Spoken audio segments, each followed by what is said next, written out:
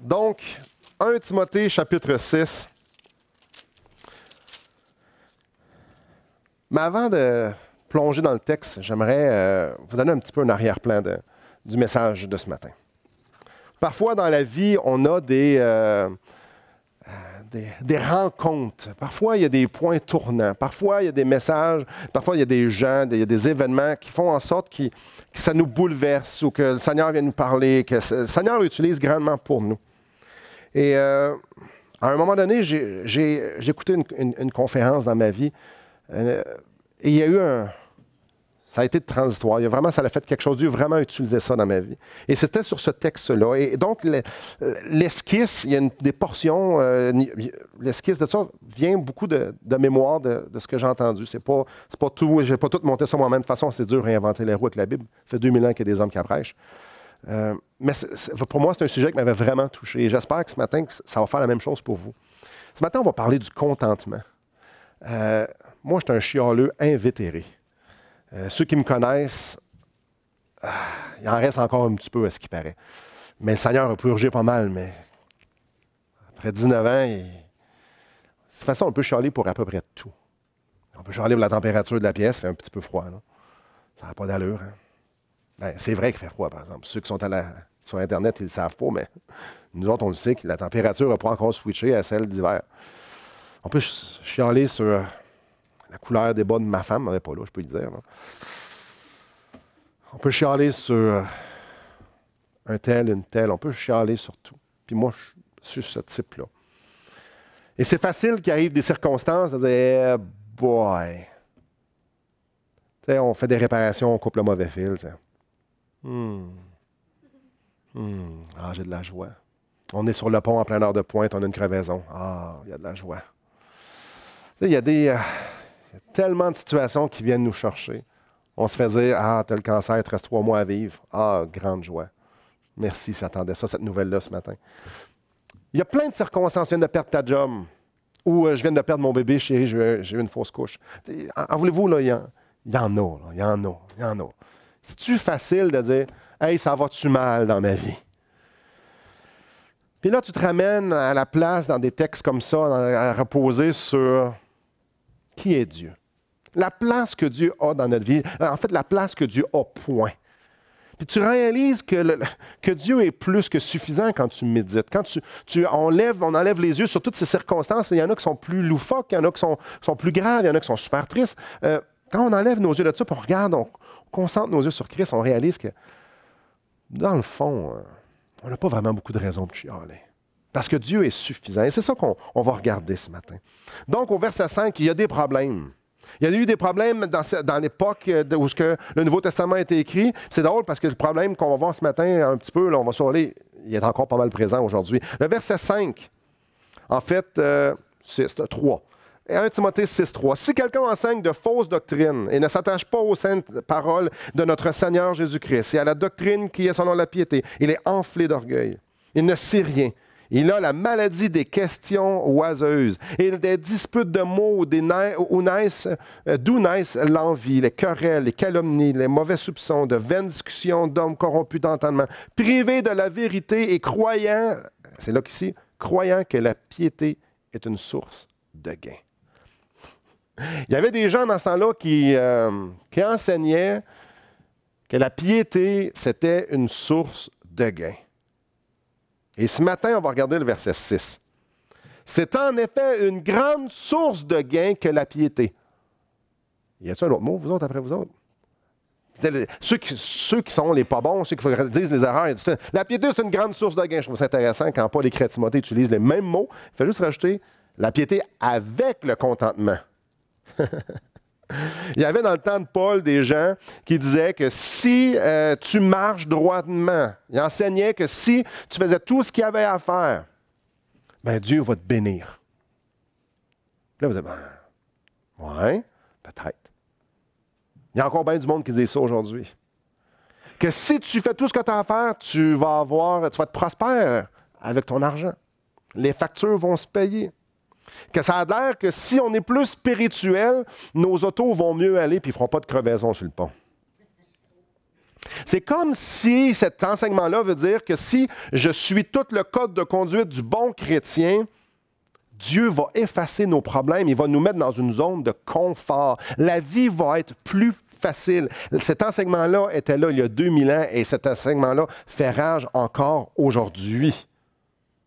Accepte le Seigneur ou Dieu ou peu importe comment tu l'appelles, là, tu vas voir, tout va bien aller. Ça s'appelle l'Évangile de prospérité. Si Dieu ne te bénit pas, c'est parce que tu as dû pécher. Tu marches mal. Il doit y avoir quelque chose que tu ne fais pas correct parce que Dieu, moi, je le fais puis Dieu me bénit. La question, c'est que oui, Dieu prend des fardeaux parfois. Clairement, Dieu prend des fardeaux parfois. Mais ce qu'on lit ici, c'est au travers du contentement.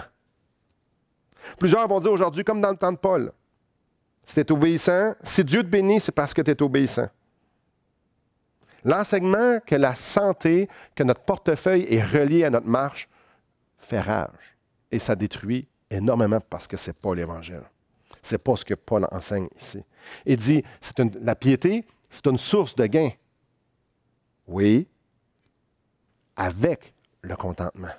Ce que Paul est en train de dire ici, c'est que si tu as une relation avec le Seigneur Jésus-Christ, si tu marches avec Dieu, et cette maturité-là t'apporte à être content, là, tu es riche. Il y a une grosse différence.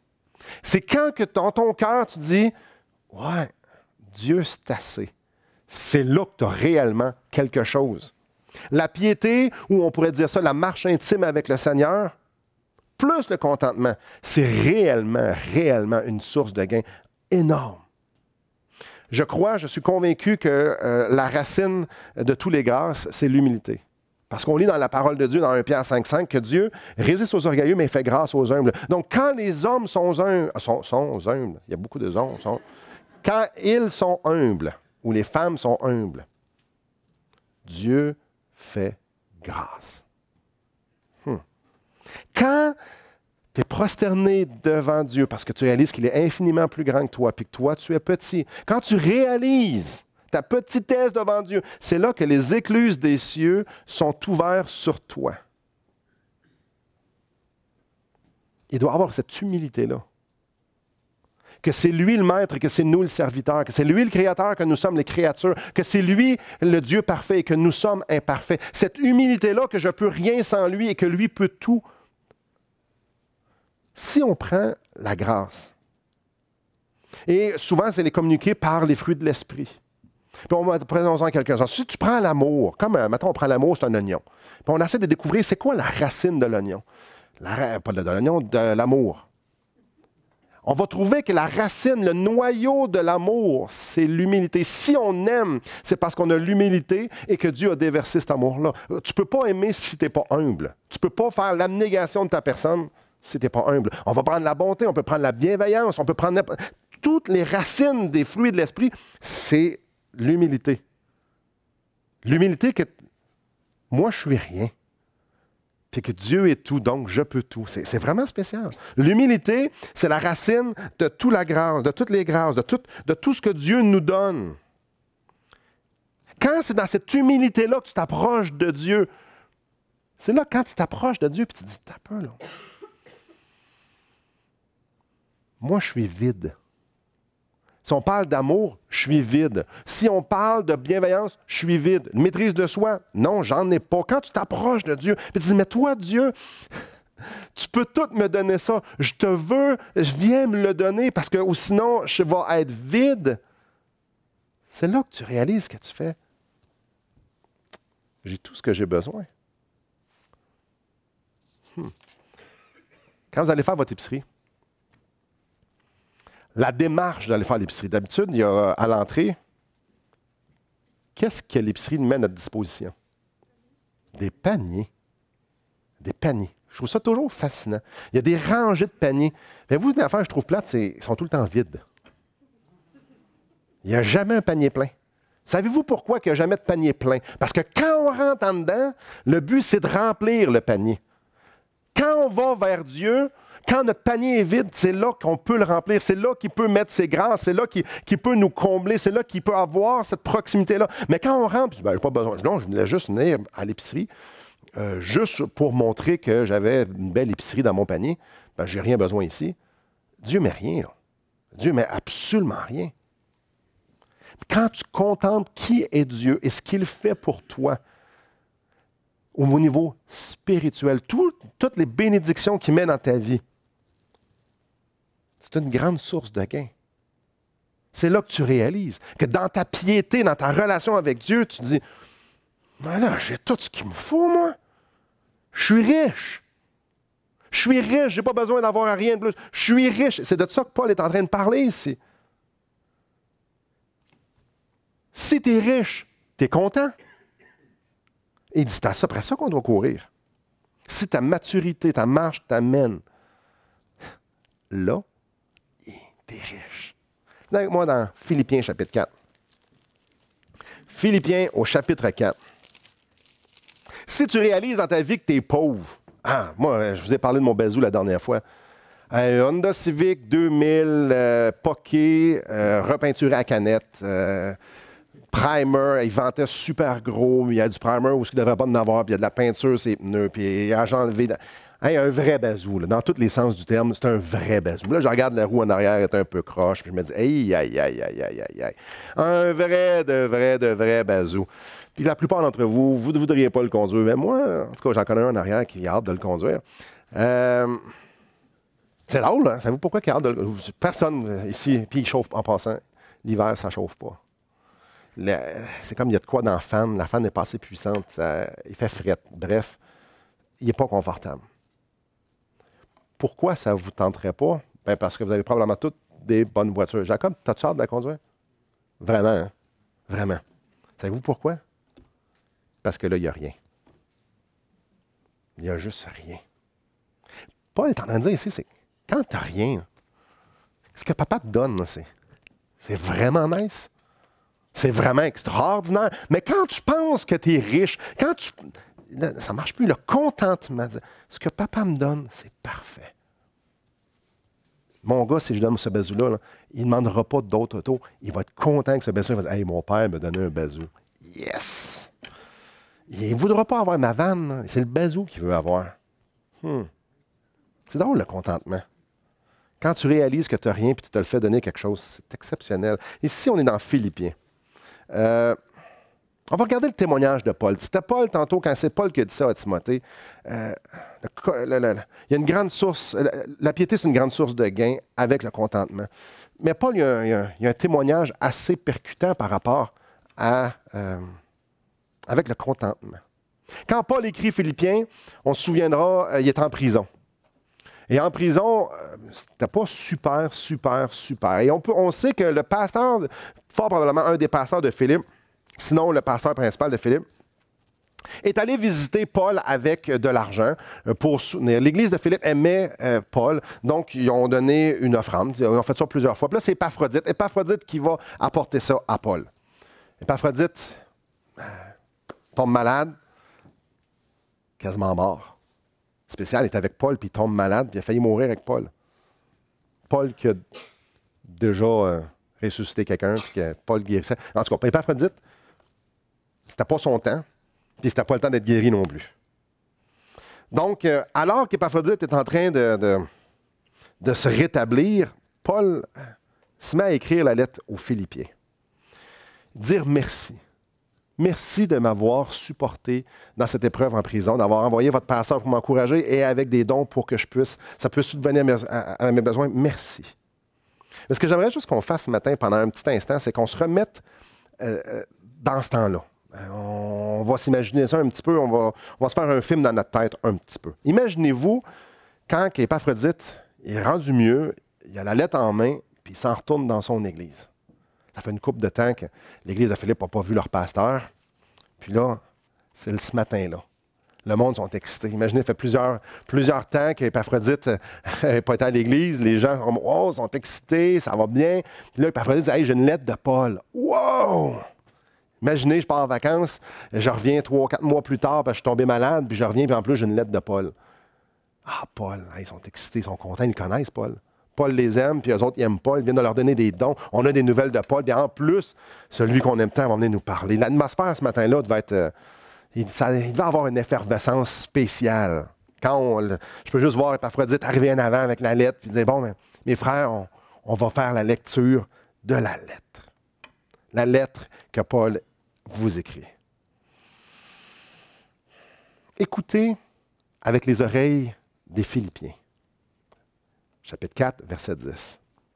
J'ai éprouvé une grande joie dans le Seigneur de ce que vous avez pu enfin renouveler l'expression de vos sentiments pour moi. Vous y pensiez bien, mais l'occasion vous manquait.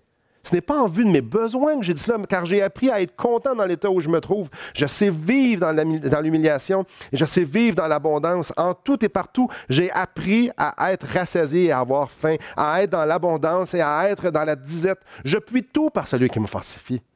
Cependant, vous avez bien fait de prendre part à ma détresse. Vous le savez vous-même, Philippiens, au commencement de la prédication de l'Évangile, lorsque je partis de la Macédoine, aucune Église n'entrait en compte avec moi pour ce qu'elle donnait et recevait. Vous fûtes les seuls à le faire. Quand je vous ai dit qu'il y avait un lien spécial. Personne, à part vous autres. Thessalonique, il y a 2 reprises, de quoi pourvoir à mes besoins. C'est pas que je cherche les dons, mais je cherche le fruit qui abonde pour votre compte. J'ai tout reçu et je suis dans l'abondance. J'ai été comblé de bien en recevant par Épaphrodite ce qui vient de vous comme un parfum de bonne odeur, un sacrifice que Dieu accepte et qui lui est agréable. Et mon Dieu pourvoira à tous vos besoins selon sa richesse, avec gloire en Jésus-Christ. À notre Dieu et Père soit la gloire au siècle des siècles. Amen. Saluez tous les saints. En Jésus-Christ, les frères qui sont avec moi vous saluent. Tous les saints vous saluent. Et principalement ceux de la maison de César. Que la grâce du Seigneur Jésus soit avec votre esprit. Hey, c'est-tu le fun? Paul nous écrit, c'est-tu? Wow, wow, wow.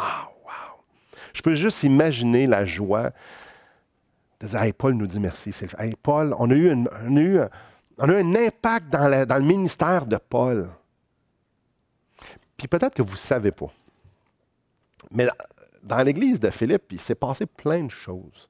Puis on va faire juste le parallèle entre 2 histoires, puis je vais vous la raconter. Et là, je vais dramatiser ça un petit peu en voulant dire que je ne sais pas si ça réellement passé de même, mais peut-être.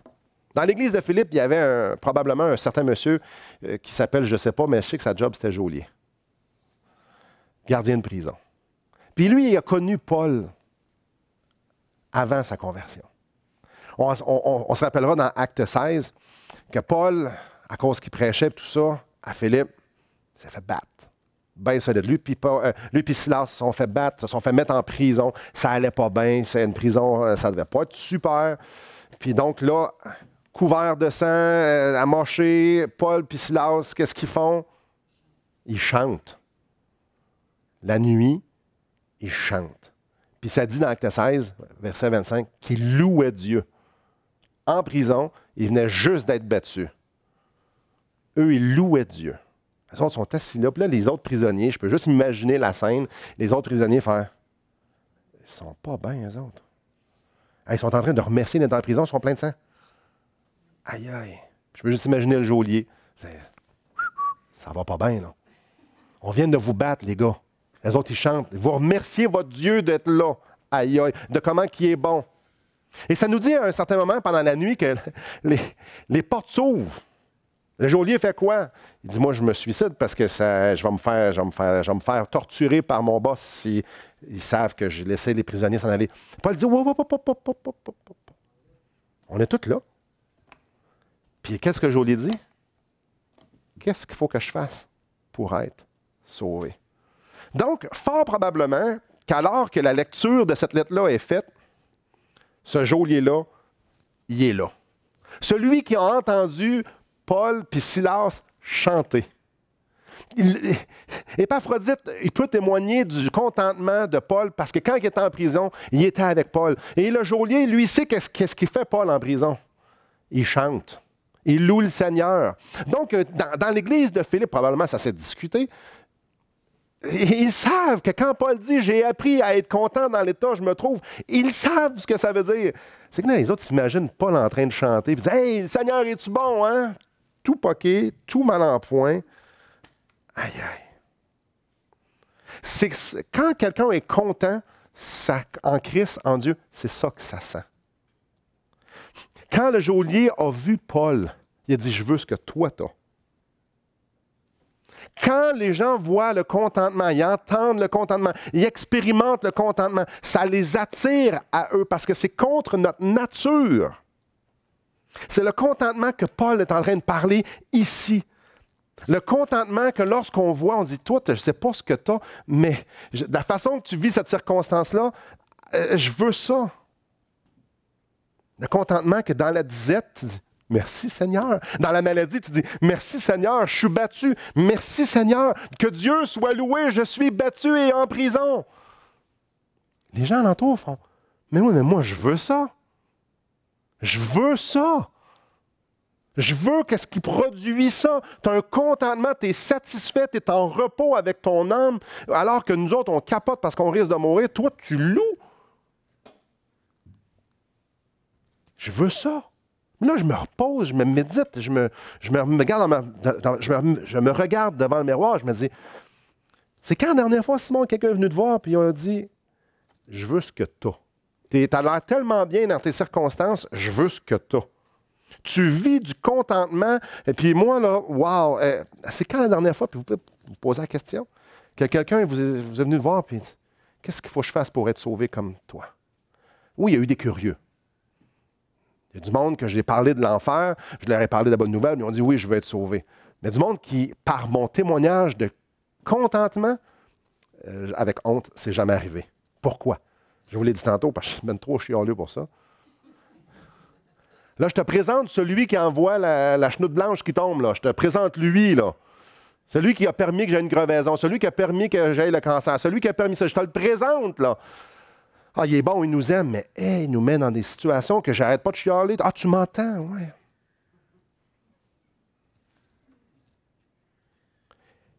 Il y a un chant qui attire les gens, puis il y a un chant qui éloigne les gens de Christ. Et ça nous parle ici que le contentement, celui que Paul avait en prison, attire les gens. Et le chant que moi j'ai, bien souvent, trop souvent, ça présente bien mal mon Dieu, ça. Ah ouais, ma vie va vraiment mal. Écoute, je vais t'en parler un petit bout. Ah, tu veux me présenter de ton Dieu, celui qui permet tout ça? Non, ça va être correct.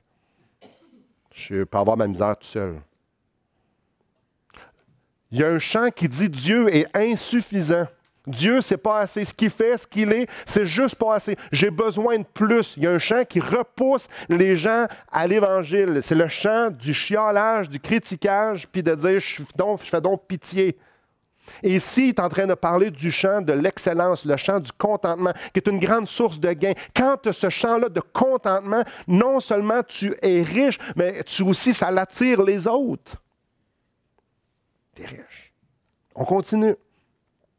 Ce mot-là, contentement, ce qui est intéressant, il est utilisé dans les écrits grecs pour... ça dit que tu as tout en dedans de toi, ce qui est nécessaire. Toi, là, en dedans, quand tu es content, ça veut dire « je possède tout. Je n'ai pas besoin de ton aide, j'ai tout ce que j'ai besoin. Merci. » Le Nouveau Testament met une twist différente à ça. Il y amène une nouvelle dimension. Il l'utilise pour signifier que tu n'as pas besoin de rien d'autre sans Dieu. Parce que ce qu'il fait en dedans, là, c'est assez. Le travail que Dieu fait à l'intérieur, c'est suffisant pour tout ce qui peut se passer dans ta vie. Verset 11. Ce n'est pas en vue de mes besoins que je dis cela, car j'ai appris à être content dans l'état où je me trouve. En dedans. J'ai appris à me contenter de ce que Dieu fait dans ma vie. Comme je dis, puis comme je le répète, puis je vais le répéter souvent ce matin, le contentement, c'est d'être satisfait avec les choses telles qu'elles sont. Pas différemment, là. Comment que c'est à matin, là? Si je suis content, je veux rien qui change. Dieu, là, est en charge. Puis évidemment, quand je parle de contentement, je ne parle pas de la satisfaction de la médiocrité. Non, c'est de dire, mon âme n'a plus besoin de rien parce qu'elle est remplie. On doit faire des distinctions. Il y a des gens qui sont forts sur la résignation passive. Oh, c'est correct après tout, là. Mais non, regarde. Ça va bien aller, on va passer par-dessus, puis regarde, après le soleil, après la pluie vient le beau temps. Il y a du monde, quand même. Mais ça, c'est pas besoin d'être sauvé pour faire ça. Il y a des non-sauvés. Il y a aussi les genres de dire, bon, c'est correct, quand j'ai tout essayé, j'ai parlé à tout le monde, j'ai tout donné, j'ai tout trouvé des solutions, ça n'a pas fonctionné, j'ai donné toute l'énergie, bon, regarde, c'est correct, là, je vais me contenter de ça. C'est pas de ça qu'on est en train de parler, là. Se convaincre que finalement, ça va être correct. C'est pas de ça qu'on est en train de parler. Ce qu'on est en train de parler, c'est de lever le drapeau blanc devant Dieu, puis de dire, Dieu, en fait, n'importe quoi que tu vas me demander, ça va être correct. Ce que tu vas me donner, ça va toujours être correct. J'en ai pas besoin de plus. La santé, ma solitude, ma souffrance, ma pauvreté, ça va être correct. Les conflits, c'est correct. C'est correct. Je veux démontrer dans ma vie qu'il n'y a rien d'autre. C'est correct. Je le sais, papa, que tu t'occupes de moi. Ça, ce n'est pas de la résignation passive. Ce n'est pas avoir une personnalité passive non plus. Non. Non. Le contentement qu'on est en train de parler, c'est Dieu est assez. Un état d'esprit qui dure tous les heures de notre vie, 24 heures sur 24, 7 jours par semaine. Je peux être content à la job. Finalement, je vais me contenter avec ma job. Mais si tu es content, c'est du contentement que Paul est en train de parler aussi. Tu vas être content dans ta relation avec ta femme, avec ta relation avec tes enfants, avec ta santé, avec ton argent, avec tout. Le contentement, c'est par rapport à une soumission à toutes les sphères de notre vie. Le contentement qu'on est en train de parler ici, c'est tout le temps, c'est une habitude de vie, c'est une façon de penser. C'est le résultat d'une profonde relation avec Dieu. Donc, peu importe ce qui arrive dans ma vie, je les vois au travers de ce que Dieu est en train de faire. La fondation doctrinale pour le contentement qu'on est en train de parler ici, c'est la personne de Dieu. Donc, Dieu a affaire à toutes les sphères de ma vie. Si je suis content, comme Paul est en train de parler ici, c'est parce que j'ai les deux yeux sur Dieu, puis je fais « Mon âme est rassasiée. » C'est correct.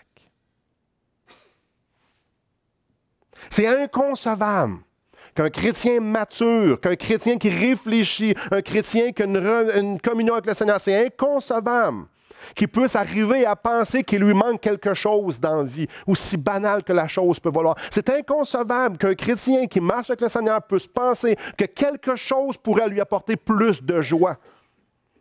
Quand mon verre est plein, es-tu plein? Oui. Mais si je suis plein de joie, tous les petits cossins que je pourrais m'acheter ne m'apporteront pas le plus de joie. Parce que je suis déjà rempli de joie. Ma santé ne m'apportera pas plus de joie. Mes meilleures relations ne m'apporteront pas plus de joie. Parce que je suis déjà rempli de joie. Un chrétien mature ne peut pas arriver à la conclusion et dire « Il me semble que ça pourrait être mieux. » Je ne peux pas concevoir dans ma vie qu'il y a quelque chose qui pourrait aller mieux. Parce que j'ai déjà tout. Le psaume 23, ça nous dit au verset 1, « L'Éternel est mon berger, je ne manquerai de rien. » Mon berger, à moi, là, il m'aime. Puis il prend soin de moi. Puis il me promet que je manque de rien, que j'appartiens à Dieu, je suis dans sa main. Son regard, il est sur moi. Mon berger sait comment je m'appelle, puis son regard est toujours sur moi. Mon berger m'aime d'un amour infini. Il est sage à l'infini. Il est tout-puissant. Il sait toutes choses. Il est juste. Alors, ce que je suis en train de vivre, c'est la chose la plus extraordinaire que je pourrais vivre parce que mon berger m'a emmené jusqu'ici. Amène-moi pas ailleurs. Je suis à la place où est-ce que tu veux que je sois. Quand on prend le temps de méditer, c'est qui notre berger puis qu'est-ce qu'il nous promet? Pourquoi qu'on voudrait changer quelque chose? Si le Père qui m'aime m'a jugé dans son infinie sagesse et dans son infini amour que la chose la plus extraordinaire qui pourrait dans ma vie, c'est être dans la position dans laquelle je suis. Si moi, je veux changer, je dis quoi du berger? T'en as manqué une bonne dans le grand, là. T'as oublié, mais cette situation-là, Non! Si on a une juste vision de Dieu, Dieu en manque jamais une bonne. Le petit orteil que je me cogne qui fait mal, il savait ça, là. Toutes les situations les plus banales et les plus graves, ceux qui nous détruisent et ceux qui viennent nous affecter pour longtemps. Chacune de ces situations-là, le bon berger, il est au courant. Donc, quand moi, je suis mécontent, je suis en train de dire qu'il en a manqué une bonne. Non. Le mécontentement, c'est juste de dire, Dieu, tu n'es pas dans l'équation. Mais le contentement, c'est de voir Dieu et de dire, mais tu es vraiment partout. Puis tu vois vraiment tout. Quelqu'un m'a déjà dit, moi l'idée que Dieu contrôle tout, là, j'aime pas vraiment ça. Quelqu'un qui est content, savez-vous ce qu'il va dire? C'est qui t'aimerais mieux qu'il contrôle? Quelqu'un qui dit, ah non, mais moi, j'aime pas ça, cette idée-là. Là. C'est qui est plus apte que Dieu à régir tous les petits détails de notre vie? Non. C'est de ça qu'on est en train de parler. On devrait être en train de crier de joie, Dieu est au contrôle! Mon Dieu est au contrôle! Ah, là, il y a de la vague, mais Dieu est au contrôle! Je ne suis pas en train de me perdre, Dieu n'est pas en train de me perdre, il m'aime, il a envoyé son Fils sur la croix pour moi, c'est clair qu'il m'aime. Si Dieu est au contrôle, c'est extraordinaire. Je ne sais pas tout ce qu'il est en train de faire, mais Dieu est au contrôle. Je suis tanné, mais non, je ne suis pas tanné parce que Dieu est au contrôle. Il y en a des ennemis. Un ennemi au contentement, j'aimerais ça qu'on le voit un peu. J'aimerais ça vous lire Hébreux 13:5. C'est dans la version Darby que je vais vous lire ça. Que votre conduite soit sans avarice, étant content de ce que vous avez présentement. Que votre conduite soit sans avarice, étant content de ce que vous avez présentement. Dieu est en train de dire dans ce verset-là que l'ennemi du contentement, c'est l'avarice. Qu'est-ce que ça mange en hiver, ça? Je pourrais-tu le savoir un petit peu plus, s'il vous plaît? C'est simple. Ça, c'est l'avarice. L'avarice, c'est de dire, ben Dieu est pas assez pour moi. Ce qu'il m'a donné, j'ai besoin d'un petit peu plus. J'ai besoin d'avoir un peu plus de ce que mon voisin a. J'ai besoin d'un peu plus de santé. Hey, je regarde ce couple-là. Là. Hey, si ma femme était de même, ça irait pas mal mieux. L'avarice, sous toutes ses formes. Il y en a plein. Plein. Qui est Dieu? Non. Il me semble que si je perdais un peu plus de poids, je serais plus heureux. Il me semble si ceux qui sont tout seuls, si j'étais marié, ça irait vraiment mieux. Hein? Il y en a plein, là. Il me semble si je portais le même linge que dans ce magazine-là, il me semble que je serais plus heureux. À Dieu, ce qu'il me donne, c'est pas assez. Le fait que Dieu soit infini dans sa personne, c'est pas assez. Le fait que Dieu me dit que je ne vais rien manquer, c'est pas assez. N'est-ce pas terrible de voir que c'est pas assez? N'est-ce pas terrible? Lucifer, Satan, Dieu lui avait donné une place de choix. Il a dit non, j'en veux plus. Les anges déchus, qu'est-ce qu'ils ont fait? Non, j'en veux plus. Adam et Ève, un jardin parfait. Il n'y avait même pas besoin de travailler eux autres. Les accouchements faisaient même pas mal. Tout était beau. Qu'est-ce qu'on dit à Adam et Ève? On en veut plus. Caïn, il a dit quoi, lui? Moi, je veux ça à ma manière. Oh, je sais, Dieu, tu veux ça de même, là, mais des meilleures idées, moi. Le peuple d'Israël, quoi? On n'a même pas besoin de travailler, tu nous fais tomber de la manne du ciel. Ah ouais, mais non, de la manne. On est tanné de la manne, on veut des cailles. Quoi, on a des cailles? Là, on stand de des cailles. Ah, hey, on en veut plus. On aimerait ça avoir aussi un cheeseburger, mais pas trop de moutarde, s'il vous plaît. Avec des cornichons. Peux-tu juste les placer de ce sens-là? Parce que quand je les mange, merci. Israël a toujours tombé à cause qu'ils étaient insatisfaits de ce que Dieu leur faisait. Les miracles n'étaient juste pas assez. C'est comme de dire, je vais passer au travers de la mer Rouge, là, mais il y a de la boîte, mais c'est à sec, mais il y a un petit peu de boîte, j'ai les souliers sales, ça n'a pas d'allure. Hey, attends un peu, là. Je caricaturise ici, mais ils chialaient tout le temps. Tout le temps. Savez-vous pourquoi les églises ont des problèmes? Ça n'a pas assez. Hey, Jésus-Christ bâtit mal son église. Hey, t'as manqué celle-là, là. Ah oui, tu as dit que tu bâtirais ton église, que tu étais la pierre angulaire, que c'est toi. Oui, mais t'as peu, là, ça, tu manques ça. Savez-vous pourquoi les couples vont mal? Parce que les gens, un des conjoints, pense que l'autre devrait changer pour y apporter plus de joie. Puis l'autre est ici, puis il fait comme, hey, si toi, tu étais plus de même, mais toi aussi, tu m'apporterais plus de joie. Donc, on s'attend que l'autre nous apporte de la joie, la seule joie que Jésus-Christ peut nous donner. On est fait à l'os. Vous voulez savoir pourquoi les couples vont mal? À cause de l'insatisfaction. Vous voulez savoir pourquoi les familles vont mal? Pourquoi les enfants tournent mal? Voulez-vous ça? C'est facile. Facile. Parce que les gens aimeraient avoir plus de considération, plus de temps, plus d'amour, plus de respect. Si j'avais plus d'argent, il me semble, ça irait mieux. Il me semble que si j'avais plus de liberté, ça irait mieux. Il me semble que j'avais plus de reconnaissance. Si le monde me tapait plus dans le dos, si ma femme me disait à quel point j'étais extraordinaire, si mon homme me dirait ça, si mon père ou ma mère me disait ça, si mon père, quand j'étais jeune, m'avait aimé suffisamment, il me semble que ça avait été mieux. Voulez-vous, on peut en mettre bien épais, là? Il me semble que si je n'avais pas eu ce grand événement-là triste dans ma vie serait tellement plus extraordinaire. Il me semble que Dieu s'est trompé à quelque part. J'aimerais ça avoir plus de linge, plus de confort, plus de ci, plus de ça, parce que ça va m'apporter plus de joie. Dieu, tu n'as pas rapport. Il faut que je te dise quoi que j'ai besoin. Certains vont dire qu'au Québec, c'est la pire place pour élever des enfants. Ben non. Non, au Québec, c'est la meilleure place pour éduquer des enfants. Au Québec, c'est la meilleure place pour éduquer des enfants si c'est là que Dieu te demande de le faire. Les enfants ne tourneront pas mal dans les églises, dans notre église, mes enfants, en 2015 au Québec, ils ne tourneront pas mal. Et s'ils tournent mal, c'est parce que je leur montre que Dieu n'est pas assez suffisant. Parce que je leur montre qu'ils devraient avoir cherché d'autres plaisirs ailleurs que les circonstances que Dieu nous donne, on devrait en chercher d'autres que ce que Dieu pourvoit. On a besoin d'encore plus. Si les enfants tournent mal, ce n'est pas parce que les autres tournent mal, c'est parce qu'on leur montre comment mal tourner. Parce que le contentement dans les circonstances, le contentement en Dieu, amène les autres à faire « je veux ce que tu as ». Souvenez-vous d'Acte 16. Je suis satisfait dans l'état où je me trouve. La racine du mécontentement, c'est de croire que Dieu n'est pas assez, puis qu'il dort au gaz.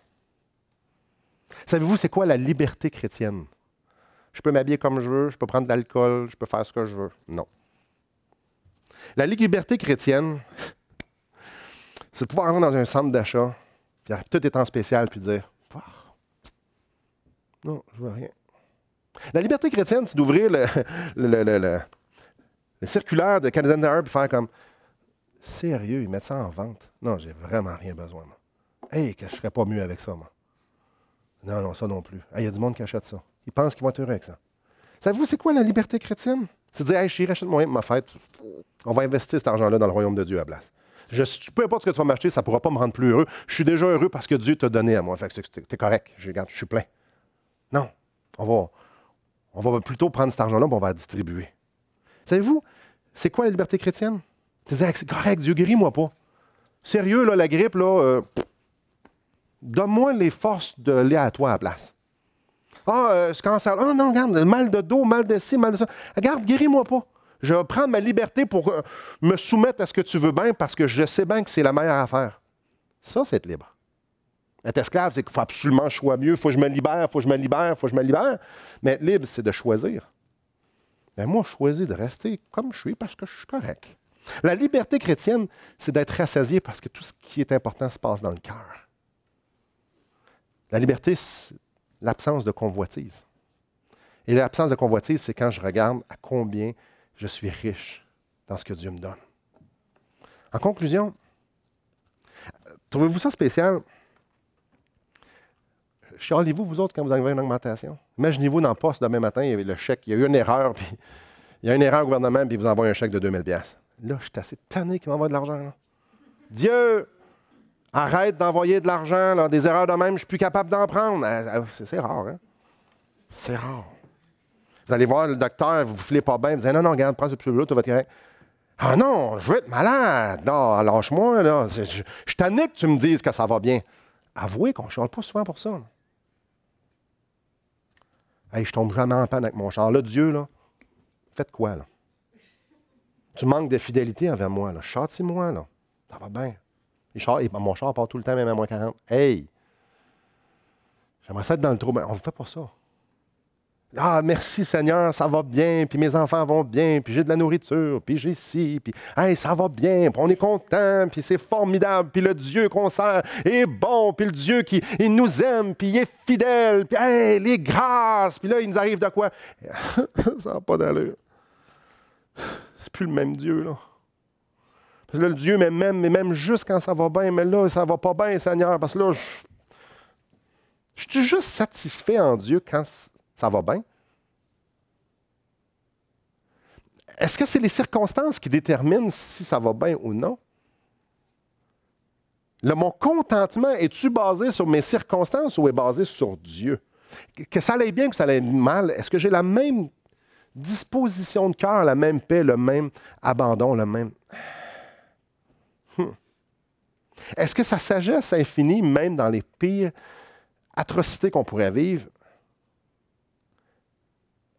est-ce que sa fidélité, son amour est aussi succulente que lorsqu'on gagne 20 millions, puis que notre femme, ça va bien, puis que notre maison va super bien, puis les hirondelles pondent leurs œufs dans notre petite cabane?